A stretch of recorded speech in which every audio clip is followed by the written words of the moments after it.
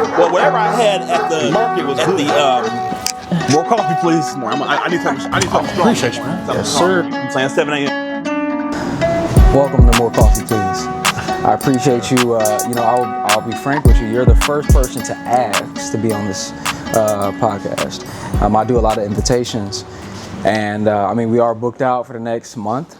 So we have people that are excited to be on it. But what it told me when you reached out is that we're doing our job, right? And we're making our impact to some degree that somebody like yourself, who is busy in the world, making moves, a mover and a shaker in a lot of ways, wanted to be on this platform and have this conversation.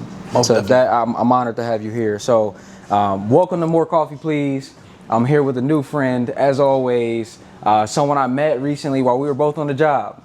And I'm really excited to have this conversation for a plethora of reasons. One, because I genuinely want to know this man. I want to know more about him and also the value that he brings to our community, but not only to our community, but to the world, as he puts other people who have great ideas in spaces where they can reach other people and they can reach thousands of more people. So his impact is beyond himself, and we're going to get right into it. Dr. Michael Copeland. I'll call you Michael, but I think it's only appropriate to invite you into this space and make sure that people understand, what you bring to the table and the value that you add to the people. So that first question that we talked about. Yes, sir. Right? Who were you before Dr. Michael Copeland? Who were you when you was just Mike or Mikey, right? who was that? I've been all of them, man. Yeah. So at the core of me, first off, thank you for having me on the show. This is a great platform and a great title for a 7 a.m. platform. More Coffee, Please. That's brilliant. So I just want to give you compliments on that. I appreciate it. Glad to be here. So who Mike is at the core? Mike Copeland is an extrovert. Okay. I before all the titles, before all the schooling and education and career, Mike Copeland is someone who just enjoys life, family person, social person, and just an outgoing extrovert. I enjoy life. I enjoy laughter, enjoy being around friends and family. Yeah. At my heart, I'm a family historian, so I loved doing research on ancestry and going back and discovering deep roots of my family. Yeah. We discovered that my mom's side is from Sudan, several generations back. My father's family, we got 6 generations back, going back to Tennessee in the slave days, and so I've hosted family reunions and put together gatherings long before I became, long before I even graduated college. Yeah. So I've always been a family historian. I've always appreciated our family's history and the history of our people. Yeah. And just being around people, just seeing people others succeed. I've always been one to always cheer somebody else on or encourage somebody else. Whenever somebody else tries to compliment me, I always will find a way to turn around and compliment them. Yeah. I can never just sit back and take my own compliment. I always got to find something that they're doing. I genuinely love seeing others succeed. So that's who I am at the core. So your childhood, right? Yes, sir. What was that like? What was it like growing up, and where do you think that stemmed from, right? Why were you so interested in the history? Why did it matter? Why did you even think? Because I think a lot of children grow up and we're not even thinking about our history. We're thinking about right now. Where can I go? What do I want? What do I want to need? What do I want to achieve? Yeah. So what got you interested in the history of your family? So honestly, my grandparents. Okay. So I had older grandparents. Yeah. My mom's parents were in their 40s when they had her. Okay. So I can kind of tell you the age difference. And my grandparents on my dad's side were older as well. So I never got a chance to meet my mother's parents, but I learned so much from her. Yeah. But then I met their siblings, and I knew my dad's parents. And when they were all living, they've all passed away now, with the exception of my parents, praise God. But they all have passed away. But when they were here, I just drilled them the questions. I would be in 8th grade, high school, it didn't matter what age I was. I just went around interviewing. I just got so into my history. When I was in 7th grade, my dad took me to Nashville, Tennessee for the first time. That's where the Copelands on our side come from. Yeah. And so I met his first cousins, my great aunts, my grandfather's sisters, and I met everybody, for the first time when I was in 7th grade. Ever since that trip, it just really I didn't realize how big my family was, because our family was up here in Cleveland, it's a small unit, you know. So I always dreamed of having a big family. Yeah. And so when I discovered I actually had a big family somewhere, you got cousins down there, you just don't know them, I just got really into it. and I discovered I had like a plethora of family, you know, just on my dad's side. Right. And so that side was discovered first. That's when I started going down there. I didn't just want to meet them. I wanted to actually get to know them. Yeah. So that's when I started creating the reunions. So I created our first reunion in like 20 years on that side. And then it became a 3-year tradition until my grandmother passed. Wow. So my grandmother was able to reconnect with her side of the family before she passed. Yeah. That's incredible. And my grandfather with his side too. Yeah. So that was just my dad's side. So several years after that, I'm like, well, let me do the same for my mom's side. Yeah. So I started doing history on her side, and I found all those people. I had we had our first family reunion on her side in 2018. And so that gave her a chance to reconnect with her family, because she hadn't seen her family since her mother passed back in the 80s. So just bridging the gap and keeping family close and just knowing our history and where we come from. Yeah. You know, I mean, you're not gonna know where you're going if you don't know where you come from. Yeah. So, and then being able to hear stories of my grandparents, my great-grandparents, from cousins and aunts and uncles from their perspectives was just so interesting. Yeah. You know, and I just enjoyed it. And so I would put together like family trees and go print off at FedEx like these big things. When you know was what I'm this? saying? What age bracket was this? How old were you? Oh, I was this started when I was sophomore in college. Okay. Yeah, so during my collegiate years, Yeah. I was at Central State University. That was only 5 hours from Nashville. So I would literally drive down, and I was the RA. I worked at Taco Bell, so I was hustling money. Yeah. So I would find time to travel. Yeah. That's how I do my money. I would travel. You know what I'm saying? And I would drive down to Nashville like periodically and just learn about my family, spend time with them, go to gatherings with them, spend holidays.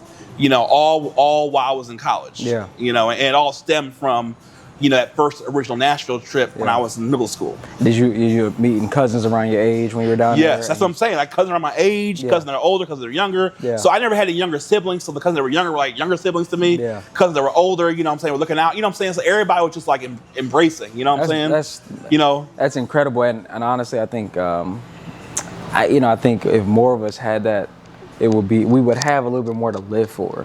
Right? Because I think what happens is, especially in the Black community, we're so broad. Like, our families are everywhere, right? I was with my Uncle Willie the other day, and his people are from Waynesburg. And, you know, I had to have him say it like 3 times, because my Uncle Willie's 88. Okay. And he still has that thick accent from the South. So it's certain words you hear, and it's like, but that's my family. Like, that's blood. So it's weird to be so from a like he basically was one of my, you know, raised me. I was raised in his house with his children, you know what I mean? And my big cousins and stuff like that, like they were, you know, my entire childhood. But being so far and so distant from where he grew up and not knowing the people and the experiences that he had from a experiential standpoint, I feel like if we knew that growing up, it would change the way that we operated. To your point about knowing where you've been so you can know where you're going. I found out through the ancestral, you know, discovery, right? My detective work, you know, my people come from Alabama, they come from the Virginias, they come from South Carolina, you know, and then ultimately Ghana, you know, where a lot of my people from, Togo and Benin, that area. Now, again, there's still some conversation to be had about what that even means. Right? Because there's so much there, right? There's so many different cultural, you know, elements to it. So with that being said, it definitely changed. As I started going down that path, it allowed me to see myself and my children different. So that when we move forward, I'm like, yo, look, babies, this is who y'all are. This is who you can be. This is what you could do. These are the places that your people have been. And I think it just opens up the world to you from a different perspective. So to that point, you went to college. What were you going to college for? I went to college for education. So I was my major was education, and I studied for special education in particular, intervention specialist. Why that? So deep story. Another deep story. So when I was in second grade, I was diagnosed with learning disability, and I was actually at a private school at the time, and I actually had to leave that private school and go to a school that dealt with students who had learning disabilities. Because of the disability, you had to leave the school? Yes. Is that because you weren't able to perform, or was that because they didn't have a way? they didn't have the services, and now they do. This was like 30 years ago. Now they do. Okay. But back then they didn't have the services. Okay. So I actually ended up transferring to Lawrence School. Okay. Which was a school designed for students who don't think like the average student. And so that school had just opened. It was another private school. It had just opened up 1990. I went there for the first time in 96. So the school was fairly new. Yeah. But it was great. So great to the point that 30 years later, I actually do some independent contract work for them to this day. That's incredible. Helping them out. Yeah. So that's how well equipped the school is. It makes you want to even come back, years later. But that school taught me how to read, taught me how to do math, taught me everything, pretty much on how to pretty much survive. And I mean, because, third grade is a critical year. So I had started at school in the third grade. So it was important that I, would pass those, or I guess back those proficiency exams and testing and everything. And so I just learned differently. And so that kind of like was the defining point in my life, and that's why I went to college and majored in studying on how to help people with learning disabilities. So two things with that. Yeah. The first thing is they're both pretty. They might get you, they could go either way. But so the first thing is, how were your parents involved in your education in terms of like learning that you had some disadvantage, we'll call it. I don't know, I want to be respectful. Sure. But something was going on. How did they identify that, and how were your parents in terms of helping you do it? Because you seem extremely confident, so it wasn't like somebody was beating down on you about it. It seems that way. I could be wrong. No, you're very perceptive. My parents were big on education and very largely supportive. Okay. I grew up having two very supportive parents. They raised us to believe in education. They raised us to, do something with ourselves, to keep God first. I mean, that they weren't perfect. Nobody is. Yeah. But we were raised in a good household. Make no mistake. And they gave us confidence. They gave us the skills that we needed. They no pressure but pressure. Made us go to college. You know what I'm saying? Like, you are going to school somewhere. Yeah. You ain't. We 18. You ain't gonna stay here. Yeah. So. But it was good because it made us, be independent. They taught us independence. Us, your siblings. Yes. So I'm the youngest of three. Okay. Yes. Yeah, youngest of three. Now, would you consider yourself neurodivergent? Neurodivergent. Man, enlighten me, brother. So what do you mean by neurodivergent? These are new terms to me even, right? Okay. But neurodivergent means you think differently, right? Your brain operates and perceives the world through a different lens than what do they call them? And this is what I mean by language. And whatever the term is, somebody can correct me and give me that language, but the average person, right? So the society thinks this way, neurodivergent, which I am myself neurodivergent. A lot of my friends, my friend Lauren is neurodivergent. She's on the spectrum for autism. Got it. Her son has autism. Now, she is an artist, an incredible person. I bring her up to say that she's one of the first people that kind of gave me language to even like be able to confidently say, oh, I think that is something that I experienced. I was diagnosed with cluster B traits, personality disorder, BPD, and then also hypomania. Okay. Right? Wow. These are things that I dealt with when I was young, 16, and being a young black man, you're just seen as angry. I was a risk taker, you know what I mean? I was very I would definitely go up and down from being a recluse and just like kind of isolating myself to being extremely, extremely extroverted, where, that's kind of, people know me in that facet around the city. And I say that from a perspective of neurodivergent means that you just kind of perceive things differently. You may behave different in certain situations. Yes. With that being said, I'm never going to be ashamed if I don't know someone won't ask. Absolutely. If I don't know a term, but yes. So no, I would definitely consider myself neurodivergent for sure. Okay. And a lot of students who attend at Lawrence I would definitely say neurodivergent. Okay. They have a great motto which says, "Great minds don't think alike." That's incredible. That's their motto. Great minds don't think alike. Super dope. And so, wow. So that's the school I went to, and that's what I embody too. That's so dope. Yeah. That's so dope. I've actually and it's so simple, and it's such a simple twist of something that we've been saying all of our lives. And I think it's probably one of the most true mottos I've ever heard. Like, that's not just a cool motto. That's real. You know what I mean? I like that a lot. But with that being said, so great minds don't think alike. Being neurodivergent, I think for you and the things that in the work that you do, being neurodivergent and now having the language to even kind of, now you could do some research and dig into that. Because I think that will actually help elevate your program a lot more. So I do want to talk about a little bit of that. You do a lot, all right? You're an author, a mentor in some ways, a coach in some ways, right? A builder and definitely a thought leader. How do you get it done, and what is it? So it can be any project at the moment. Yeah. It could be a book, it could be a workshop, it could be a client, it could be a class, it could be a webinar, it could be a job opportunity, it could be a consultation meeting, whatever it is, the project. It could be a community service project, it could be help my wife do something or my daughter do something, whatever the project is, that's the it at that moment. Okay. And one thing that people who know me will know is that I'm determined. And I'm one that's gonna get stuff done. Yeah. Don't start with me if you don't want to get something done. Please, I'm not one that's gonna half step.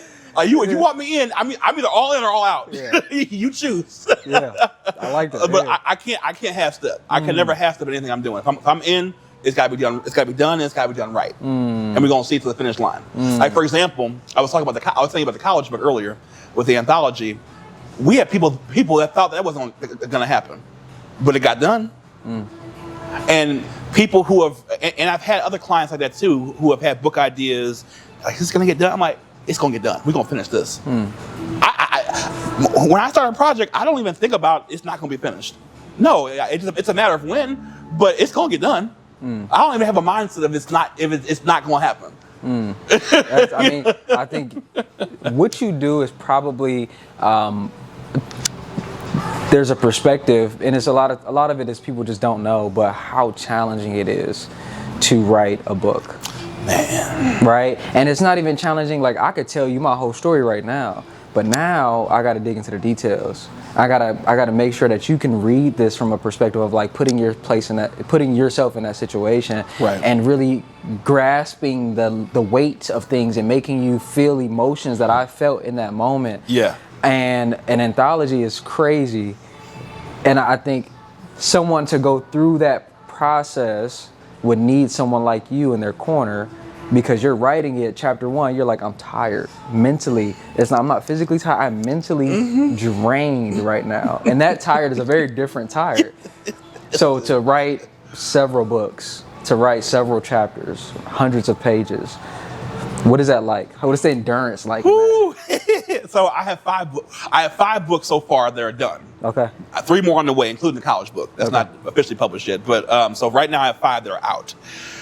4 adult nonfiction, 1 children's book. And when I tell you books take time, never try to rush the process. I use the old Harper Stewart method from The Best Man. Start with a pen and paper. You know, when ideas come to you in the middle of the night, they come to you in the daytime, they come to you at random times. Yeah. Have a pen and paper somewhere close and just start jotting down ideas. That's how it starts. Start jotting down ideas. From those ideas, and just from thoughts in your own head, then you go to your laptop and then you just write. Yeah. The first thing you do is just write. Like I teach my clients, just write first. Don't worry about the editing just yet. Right. The editing will come, because if you try to edit while you write, you're going to be on the same chapter for like years. All right? Don't worry about editing just yet.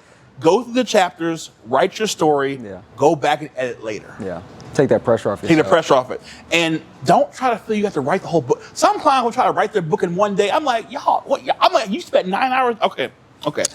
Like, I don't understand that. I had one client did a book in one. I'm like, wow, we made it work, but like, okay, don't do it to yourself. Anyway, how I do it personally, spend like 10 minutes a day just writing.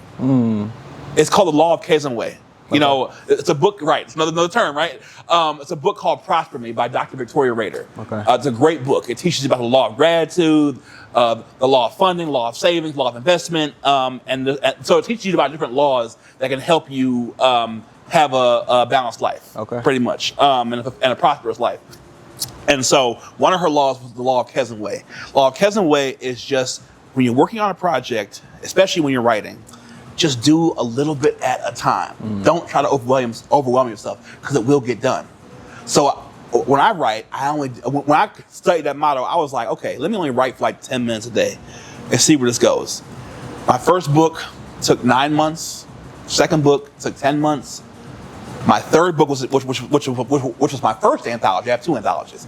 My first anthology that I published with 15 black co-authors last year, that took about 4 months, because I had 14 other people with me. That's pretty quick though. It feels like for anthology, yes. That's a lot of people. And believe it or not, we actually were behind deadline. It'll take 3 months. Wow. But we actually were a month behind deadline. Okay. So I'm glad you think that was quick, because we actually were a month behind. But it wasn't bad though, because it could have been worse. Yeah. You know, especially with 15 people. Yeah. So and we started off with 30, so 15 dropped off. Okay. So with the college anthology, this is my second anthology. So the third book took about 3 or 4 months, and then my fourth book, which was on navigating job loss, that took about another 10 months, and that just got released this year along with my children's book. My children's book, of course, some of these were intertwined, obviously. My children's book took about 3 months. Okay. So I incorporated my daughter with that. So her and I would sit at the dining room table. How old is your daughter? My daughter is 7. 7. She'll be 7 in a couple weeks. I'm already calling her 7. Okay. And so anyway, we sat at the table. We got her favorite stuffed animal. So we got the character name. She had this cat since she was like 2 years old, Luna. So we knew the character was going to be Luna. We wanted to make her a hero. And we wanted to teach kids about values, how to feel valued, how to feel safe, how to feel respected, school safety, you know, that type of thing. So that process plus illustrations took about 3 months.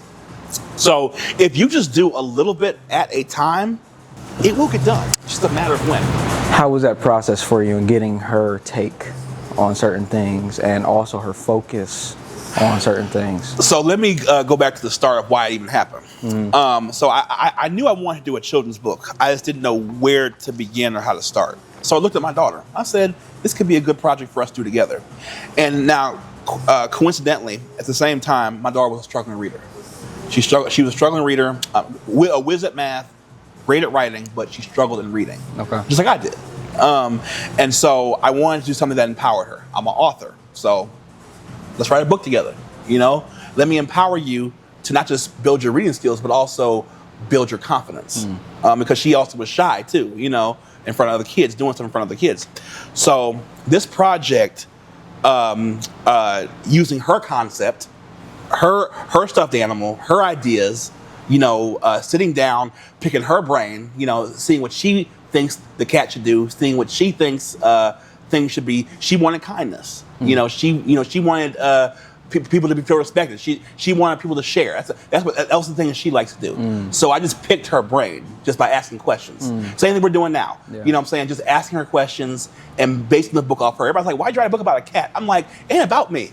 Yeah. No, am I a cat person? No. You know what I'm saying? But my daughter loves cats. And she has a stuffed animal she's been carrying around since she was 2 years old that she carries around her book bag every day. It's called, the cat's name is Luna. So guess what? We're making it about her. It's not about me. Right. It's about her. You know? I love that. So, I love that. Children, how many children do you have? Just one so far. Just your daughter? Yeah. As a father, I just it makes me really happy, right, to see that experience taking place, to hear about it at least, because I have 3 kids myself, and I'm very critical of fathers from a place of love, because I just think we got to do better. Yes. We got to show up more.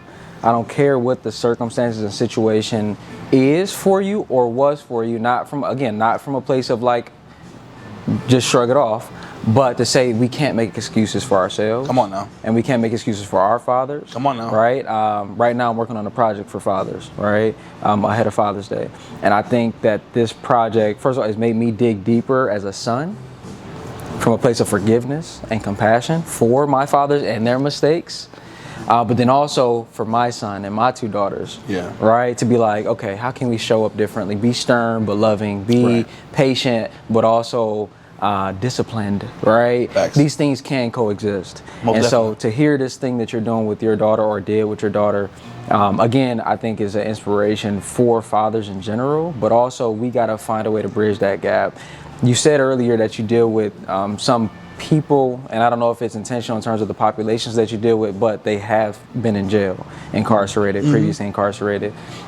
What is your perspective or experience with men, fathers, and incarceration, and then in terms of how that relates to the books and the writing and different things that you do? Do you have any experience in that space? So, yeah, I guess you could say that.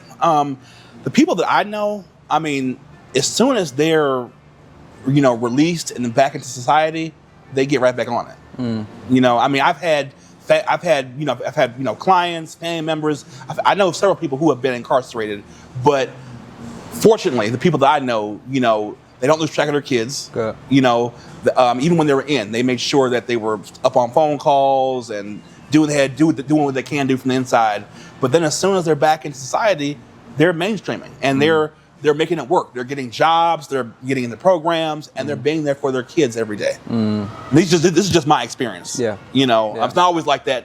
No, absolutely. But in my experience, I've seen definitely a huge amount of positive turnaround. Okay. And I only ask that because I just think as fathers, as people that are out here in the world, and me and you, we both interact with a lot of men, a lot of people in general, but a lot of men. And I think personally, I feel a level of responsibility to, I don't want to say call it out, right? But at least allow people to see and know what I'm really feeling. Yeah. You know what I mean? Like Most if I definitely. see you not doing the things that you need to be doing, I think it's our job. The fact of the matter is, I think, we've grown up in a society where mentors and the OGs have taken a back seat to a lot of other things. And I think some of those things are, we let celebrities be our mentors. We let rappers and Instagram and influencers be our, right? And I think, we got to be more present in these spaces. You're doing a lot of that right now, even if you don't know it. Appreciate that. And I think it's amazing. Now, to kind of go back a little bit, just because I want to kind of connect some dots here. So, you grew up, you had both parents in the household. Yes. Both parents are still together? No. No? No. My parents did get divorced when I was in middle school. Middle school? But my mom and stepdad have been together for over 12 years. Okay. And my dad is, he's by himself, but he's very active. Okay. He's enjoying life. He got a condo by the lake, so he's very active in his granddaughter's life. He's living life, and so. So you have a good relationship with both of your parents? Most definitely. Okay, good. Yeah. Good. Now, with that being said, did that have any impact on your middle school? So actually, I would say probably not, right? Just, again, connecting the dots. You grew up with both your parents. They got divorced in middle school, and then you kind of went on this whole kind of lineage tour. Yeah. Where you start kind of making the connection even stronger. And you know what? Now that you're saying it like that, I think that actually, because it all happened during that same time period when I went to that first Nashville trip and then the divorce. It kind of, made me yearn for family even more. You know what I'm saying? Yeah. And my parents had a very stable divorce. Very, it was, it wasn't anything harsh or anything, cruel. It was just, it ran its course. Yeah. And so, they co-parented all through high school for me, and did a phenomenal job. But I think that time period when it first happened, it made me yearn for family more. And so now I'm thinking about it. Yeah, that all was around the same time period. Yeah, so it definitely probably had a connection for sure. Yeah, absolutely. I mean, I look at us and where we are today, and especially you right now and the things that you're doing, and we talked about it earlier. I don't try to get hung up on titles or idols. Things that you do are things that you do, and I think it's beautiful and it's incredible. However, we got to get it back to the core of things, right? And that's why I connect those dots. So you even for yourself can say, okay, this is where we're at now. You know what I mean? This is how we got to this point. Yeah. And why we got to this point. Right. So let me do this actually, right? I want to lean on some of these questions that we put together, right? Yeah, go ahead. This is a good one. When did you first realize that you had something worth saying? It's funny. So when I wrote my first book, first off, I never thought that I'd be an author. Never thought that'd be published. Never thought that any of this would happen. I never even. If you had told me when I was that age in middle school I was going to be an author, I would look at you like you were crazy. Like, That's interesting. Really? Okay. Never thought I'd be an author. I'm surprised to hear that. Never thought I'd be an author. Yeah, no. But so one day, several years back, I had reached a stagnant point in my life. I was 326 pounds. So, and I was just stagnant. Yeah. Stagnant. You know what I'm saying? Unhealthy, overweight, and I have this child. She's young. She's younger back then. And so my mentor is in town. He hadn't seen me in like 13 years. My mentor from college. He's like he's a Marine. He's an ex-Marine, and you know what I'm saying? So he trained me very well. You know what I'm saying? So I was like, that's why I am the way I am, Mm-hmm.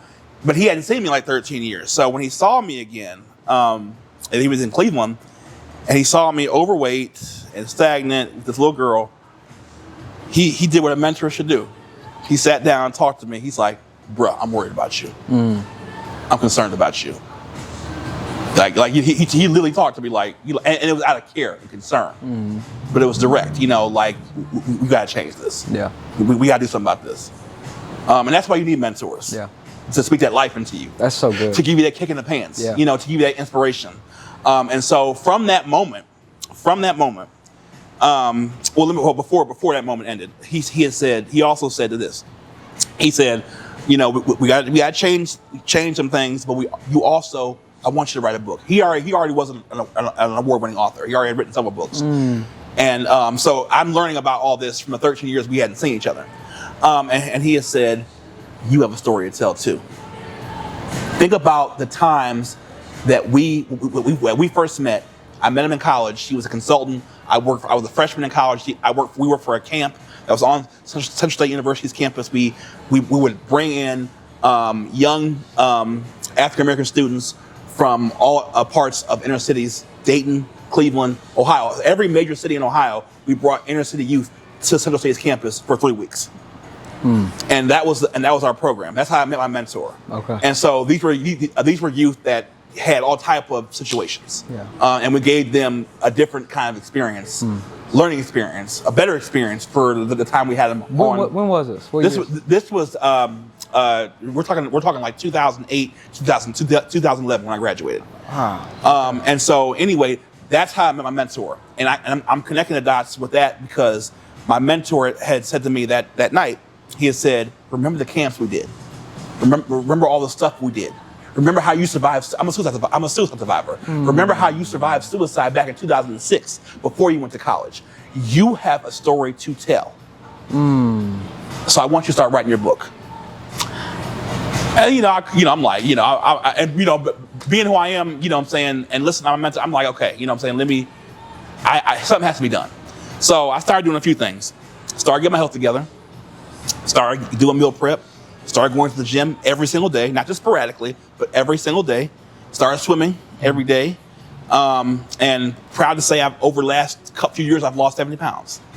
So I'm in a much better place now than I was back then. You wouldn't know me. Back then I was way bigger. Probably wouldn't be able to fit this chair. That's hilarious. What I'm saying? Yeah. But so got my health together, but also on that same time, I went to school. He's the one who recommended me for my doctorate program. Mm. So I went to complete that program. Okay. 3 things. I had a weight loss journey, went to complete my doctorate program that fall, and started writing my book. So, you know what I'm saying? Like my mentor came and installed all that in me. And then my entire life over the course of the next 3-4 years really changed. I mean, I would imagine, man. That's a lot. It's a lot, and you don't get that at face value. Yeah, that's how I got my voice. Yeah. Mm. Yeah. To answer your question, yeah. Yep. Your mentor poured into you. He told you to write that book. Is that because he knew you had a journey? Yes. And he said you got something to say. Yes, and he was there with me on that journey, especially from the very beginning in 2008. Wow. So that's how we went through a time. Those 4 years doing those camps, all four summers, all 4 years I was in college, we had time. We had experience with those kids, real life experiences. I mean, we had a rites of passage program. We were talking about slavery, field trips, teaching kids about math. I mean, we brought in all types of educators. We put together that entire program for 4 years by ourselves with our bare hands. and the help of God. No backing. I mean, there was like funding backing, but that was it. There was no like implementation. Resources. You guys had to bring them to the table. We found teachers. We found people. We used our resources and brought it together. We had the funds, but we had to put together the entire program and the structure of the program.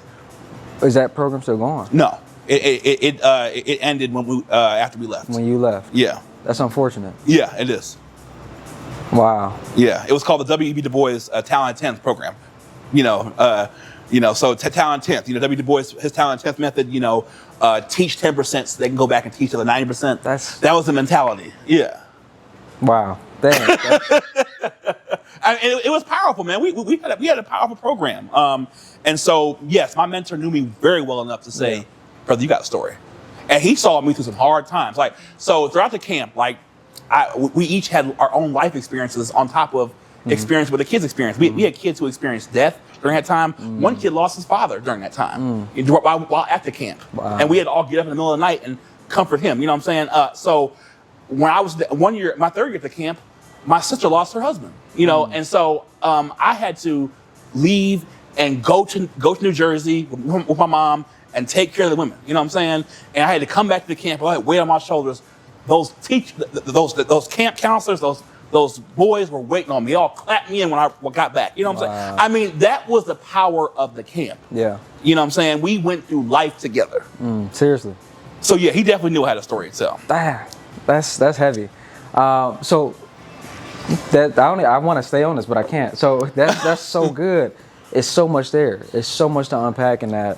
And it kind of, you said 4 years and then you dealt with those boys. That was very adjacent to military life, right? Military experience. You spend 4 years. And he was a Marine. So. Exactly. That's why I'm like. So he actually, and he was like the lead consultant. So he actually had structured as a military style. So I actually was used to military ways. That's in a sense. Good. Yeah. I think more of us need that, right? You don't like I have 2 younger brothers that are in the military right now, and they follow my footsteps in that way. But I think I advocate going into the military because there is a structure and a format that is necessary, but we don't need to go to the military to receive that. We need men who are willing to do it and just coach. You know what I mean? Exactly. Because the format is, it's excellent. It's just more of the philosophies and things that go into it and why we're in the military. Right. That's where we have the tension. Right. Now, what did writing cost you? Writing costed me, I would say, reflecting on emotional pain. I had to really think back to how my suicide was and reflect on how that time period was. I had to think back on all my student stories and their trauma and what they went through. I had to think back on my story. So it costed me a lot of emotional pain. Each book too, you know what I'm saying? Like, the journey of one determined educator, part 1 and part 2 is my memoir where I talk about how a suicidal person got saved by Christ after being let out of the psych ward. So when I had my suicide attempt, I went to the psych ward. I gave my life to Christ after I came out of the psychiatric ward, and that's when I started. This thing started turning around. That's how long the Lord has been in my life in that regard as an adult. I got baptized as a kid, but I got rebaptized as an adult. Yeah. So anyway, that's kind of how that went. Yeah. You know what I'm saying? So just making sure that everybody had what they needed and was structured and everything. So yeah. What are you unlearning right now? I'm unlearning is negativity. I would say that's something I've been unlearning for a long time.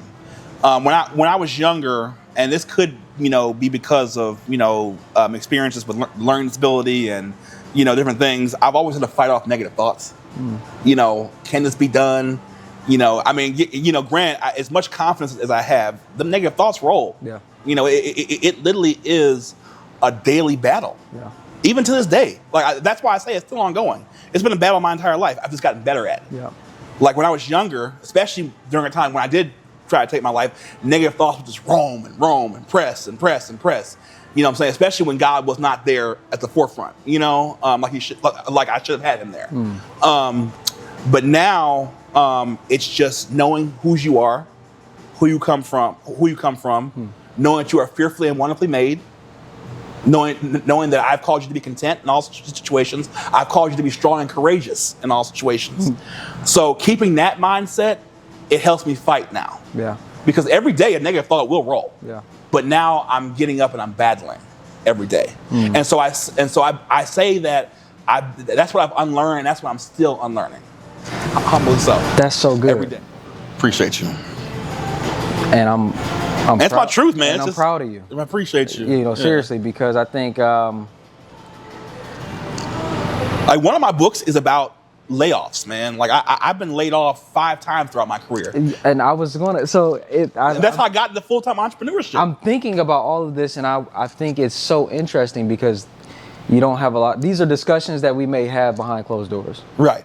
Right. But we don't think like, let me dig into this. Yeah. Let me break this down real quick. Like each book was difficult. I mean, of course, the children's book didn't cause me any pain, but yeah. But having to think about all my different layoffs. Yeah.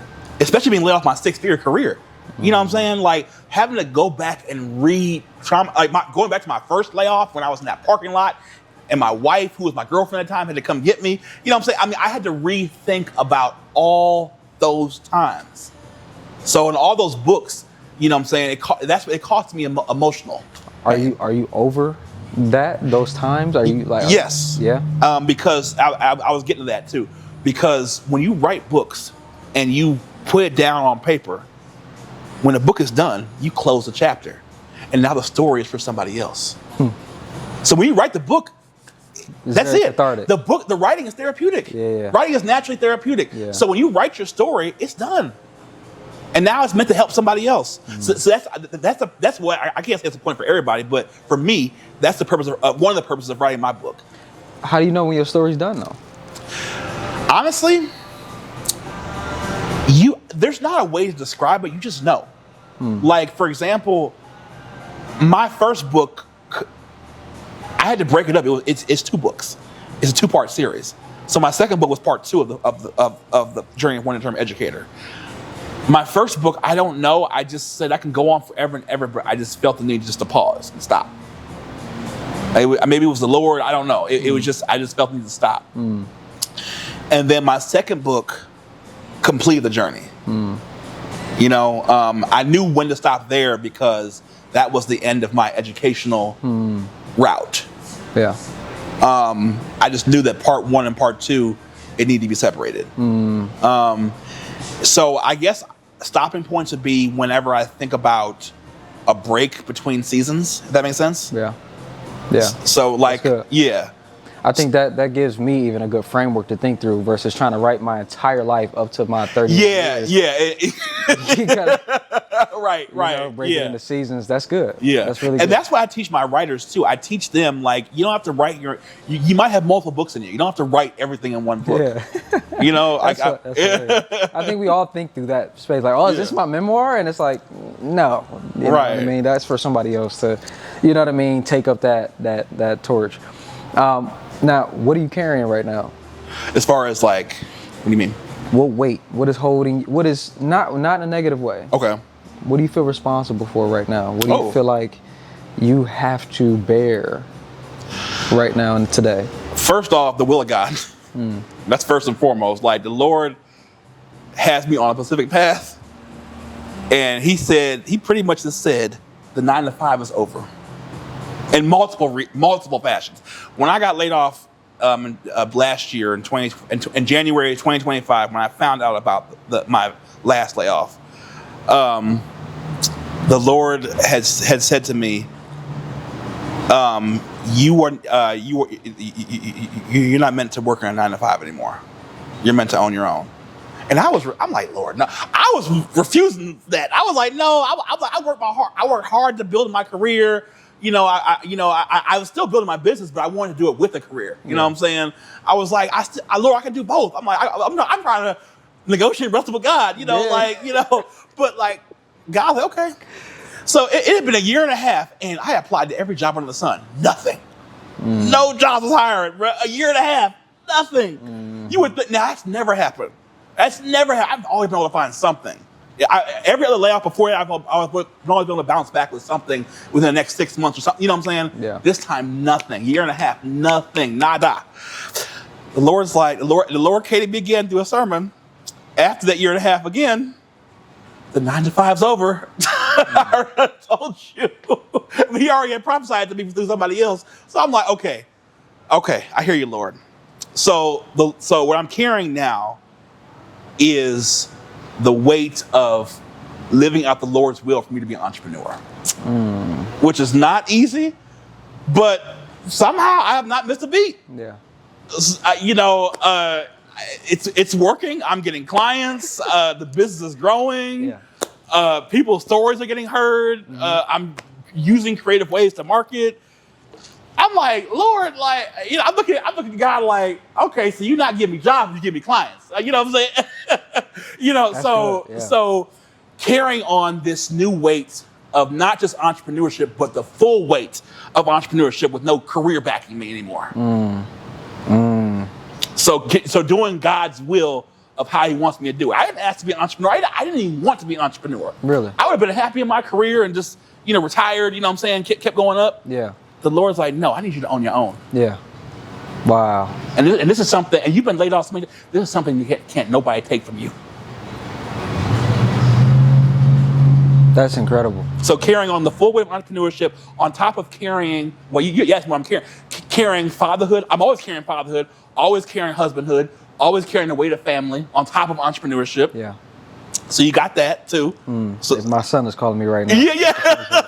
Yeah. So you've got those aspects. So I still gotta show up. I still, my mom's like, most people would have crumbled in your face. I'm like, well, that must be the Lord. Hold on. What's up, baby boy? You want to say hi? Hi. Hey, what's up, little man? How you doing? Good. I'm doing an interview right now with Dr. Michael Copeland, okay? What's that thing Richard? This right here? This is my microphone. But let me talk to him for just a couple more minutes and then I'll call you back, okay? Okay. But you got to answer. Okay. All right, love you. He is 4. He'll be 5 June 9th. That's what's up. Yeah, my baby boy. Called me every morning. That's dope. Every single morning, man. That's dope. So when you're talking about that, it makes me emotional. Because when you talk about carrying fatherhood. Yeah. And like this, like a lot of entrepreneurs I know, they were able to at least, they have similar stories, been laid off, this and that, but at least it happened while they were single. Yeah. I had to deal with this with a family. With a family. That's so my wife, bless her heart, you know what I'm saying? And that's why I love my wife, because she's been by my side, has not left me one side, and she is, through all my crazy ideas, she stuck by me. But that says a lot about you, though. The type of man you are, and she believed in you. I know it's probably not easy all the time, but what I've learned in my lifetime dealing with women is that women are deeply loyal creatures, right? And I think they are more than willing to be loyal to somebody who's on hard times if that person is deserving of that. Right? Amen. So I think that says a lot about who you are as a man and her ability to see that. Wow. Yeah. Wow. And when I got laid off, throughout each layoff too, she'd been there since the very first layoff. So this ain't nothing normal for her. And I've been there for her layoffs in the past too. Yeah. Because when we got laid off, when I got laid off the first time, she actually got laid off 3 months later. And that's in my book too. You know what I'm saying? So we actually have been through layoffs together in the past. It's heavy. So we've been here before. Yeah. But she always said though, Michael, I hope you never forget who you are. That's how long y'all been together? 12 years. 12 years. That's 10 years of marriage in October. But 12 years of togetherness. Yeah. I'll make sure I send you a text in October, man. That's good stuff, man. That's amazing. That's something I aspire to have in my own life. I'm 30. I'm 38 now. So we got married. 28. Yeah. Wow. Yeah. Yeah. Yeah. That sounds like a perfect age though, honestly, to get married and you kind of have some life experience, you kind of settle down into yourself a little bit more. Yeah. Yeah. Especially as young men. Yeah. Now, what do you want your legacy to be? I want my legacy to be helping the unseen get heard, helping the underdogs and the people who would not have gotten seen or heard get their voices heard. That's exactly what my authors are. They're like me. I was unseen. I was unheard. Yeah. For many years. Until I had the courage to tell my story. Yeah. Now my authors are doing the same thing. And none of us are big famous people or big heavyweights in the city or whatever, you know what I'm saying? You know, but now we're out there. Yeah. And we're continuing to get out there. Man, we got some blockbuster authors that are coming out this summer. I believe it. And the rest of the year. We've already had 3 that's already been published. We are getting seen and we are getting heard every day through our stories. Because your story matters. Even if it only affects one person, your story matters and it makes a difference. Yeah. And shouldn't no traditional company or no price stop you from telling your story. That's powerful. Last thing here before we close it down. You said you got some authors that are coming out this summer. Yes. Where can people find you? Where can people get involved with what you got going on? If we got some aspiring authors watching, how can they get involved with what you got going on? So please follow me on social media at Cope216, at Copeland Consults on Instagram. Facebook, it's Michael Copeland by itself.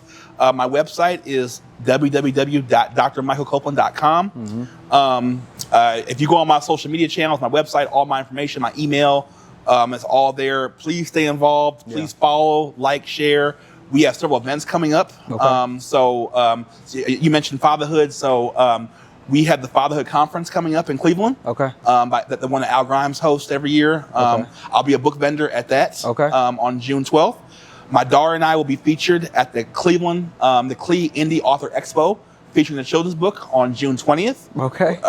And also, shout out to my wife, that's also her birthday. We'll be celebrating her that night. And then we have I also will be a book vendor for my alma mater, the Central State University National Alumni Conference, which will be June 25th and 26th. You got a busy June. Yes. You got a busy June. Yes. I will be at some of those events. We'll see which ones I can make. No, that's incredible. Yeah, all here in Cleveland. Yeah, so the Cleveland Alumni Conference, it's the Cleveland Alumni Conference, so it's downtown. I believe it's the Crown Plaza. Right through Sound Studio will be where the Cleveland Author Indie Expo will here. Yeah. And then June 12th, I believe, the Father Conference is also at the Crown Plaza, I believe.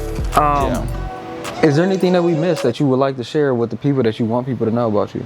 I did want to touch on my daughter's children's book. I want to say that after doing the children's book, her reading score improved this year, and her confidence built too. Like now, what once was a shy kid who was always hiding her face, she's now reading in front of groups of students. So I wanted to make sure I mentioned that when I talked about the children's book. Absolutely. Yeah. I appreciate you, brother. It's been a pleasure, man. Absolutely. That's it, guys. More coffee, please.